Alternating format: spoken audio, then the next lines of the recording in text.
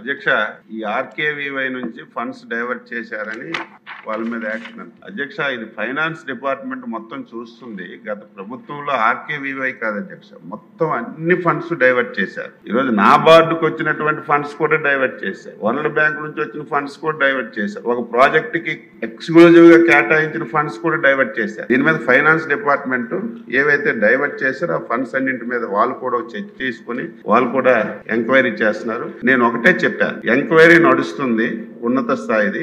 అది వచ్చిన తర్వాత దాని వల్ల సాటిస్ఫాక్షన్ కాకపోతే ఇప్పుడు ఏవైతే సభ్యులు చెప్పారో ఏ ఎంక్వైరీ చేయడానికి ఇబ్బంది లేదు, ఒకటి నడుస్తుంది. కాబట్టి ప్రిలిమినరీగా మనకు రిపోర్ట్ వచ్చింది. ఫైనల్ రిపోర్ట్ వచ్చిన తర్వాత ఒకవేళ సాటిస్ఫాక్షన్ కాకపోతే ఇంకా ఉన్నత స్థాయి దర్యాప్తు చేసైనా సరే గతంలో ఎవరు తప్పు చేశారో తప్పు చేసిన వ్యక్తుల్ని వదిలే ప్రశ్నే లేదు.